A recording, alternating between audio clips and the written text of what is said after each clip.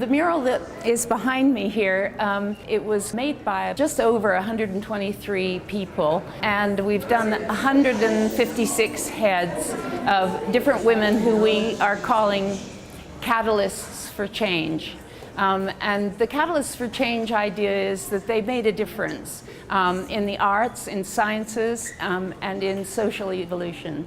History is by and large written by the male gender, and somehow or other we've skipped over the female contributions. So people like Rosalind Franklin did not get the Nobel Prize. Crick and Watson got it, although it was her photograph that was key to their understanding of DNA. Well, that's a huge gap in our narrative. Further, the mural that is behind me here is all about women, and it's about women in many different fields and about the contributions that they made.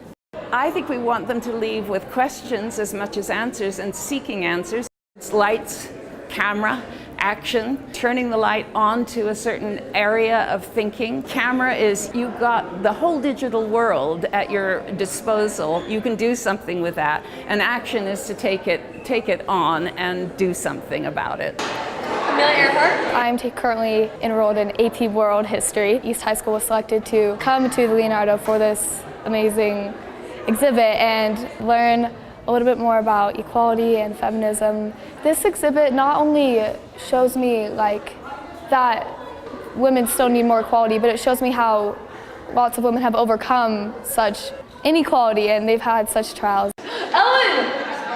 I just think overall that it's really educational for everybody, especially students in high school. I think we all need to learn a little bit more about equality and about our government.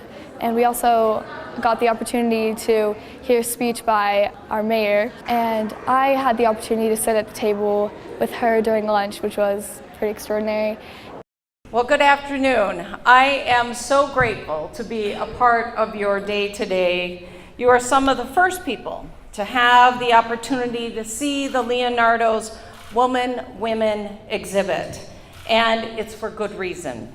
As young students, you have the opportunity to not only reflect on what you have learned today, but to take action in a way that can help us shape your entire generation. I was asked to share my experience as a female leader with you. And for many who are in this room, you may not know, but I am only the second female leader in Salt Lake City, and we have been an incorporated community for over 140 years. I am the first female gay mayor, and I certainly was the first openly gay elected official back in the 90s, a time when many of you may not have even been born. I found my journey because of some students at East High School. There were a group of students back in 1995, 94, who wanted a little club. And that little club was the first Gay-Straight Alliance that they were trying to create to find a place for them to feel like they fit in, that they could be accepted, that they could support one another. They were uncomfortable in their own schools. I was out, I had a job, I had a wife back then, and I had security. And I was on my couch, sitting there comfortably at home, watching TV, usually Seinfeld. There on my screen comes a news clip about a group of students at East High School who were fighting for their right to have their club at a school that was just up the street from me. And suddenly, I was very uncomfortable. Of course, these students were being met with great resistance, hostility, and even some life-threatening incidences, all because they wanted to make life easier for each other.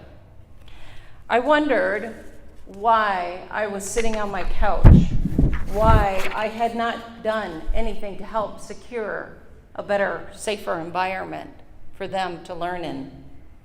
What was I waiting for? Was the life I had created really good enough for me? Watching those students in 1994-95 stand up in front of TV cameras, their parents, their peers, people around the world watching them stand up and say, we deserve to have our club. Well, I got off my couch and I never went back. I don't even have TV today. I tell this story because you all have great potential. And it is up to you to decide what your life will be filled with.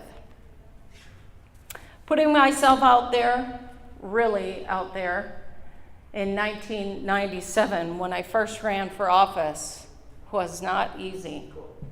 But I followed the lead of those children, and I stood up for myself. And I ran for the Salt Lake City Council, and I lost. But that did not defeat me.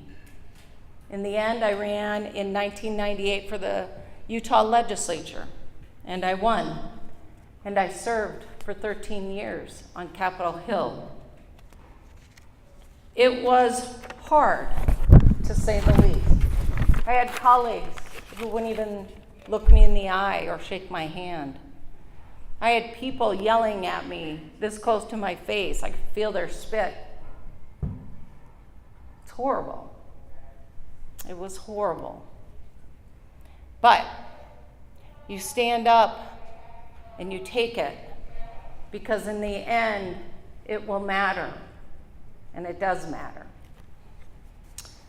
It was important that not only was I uncomfortable, but so were they, and trust me, they were. That uncomfortableness continues to be what drives me. As I look around this room and I watch what's happening in the world we live in, I have two sons, one who is African American and one who is from Guatemala. He is Mayan. And what I know is that Utah does not treat my children equally, just as they do not treat my wife and I equally. So what is it that I should be doing? I should be creating a foundation in this city that desegregates our city, that brings us together, that helps us understand one another, that helps us understand that we are one. We are all part of the human family, all of us.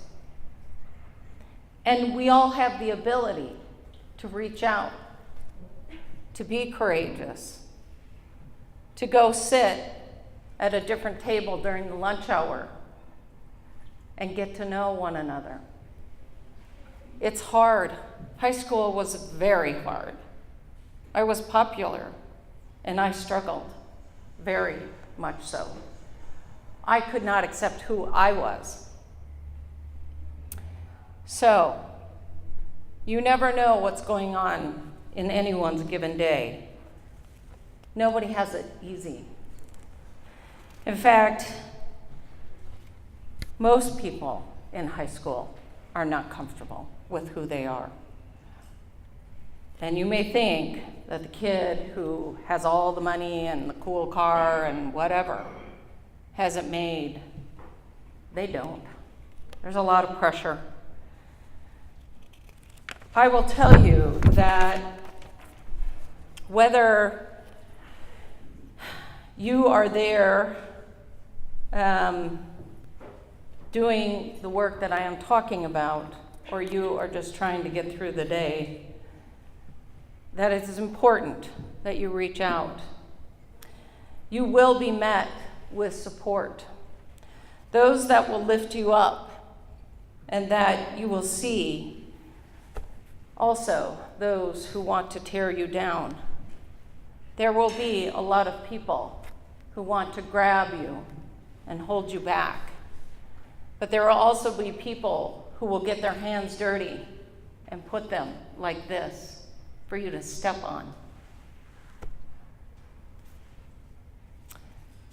There will always be those who want to tear you down, but you must be courageous, and you must do something with the skills and the gifts and the abilities you have been given. You must cultivate them. I will tell you that when you have courage and becoming the first of something, you won't be alone for long. I'm not the only person who was ever elected to the Capitol Hill who was openly gay. And I certainly won't be the last. And I better not be the last mayor who is openly gay. Nearly 25 years ago, those students were very uncomfortable. They shared their stories, they lived their truth. And they changed my life. I bet they changed a lot of lives. And you can do it too. Get uncomfortable. Thank you.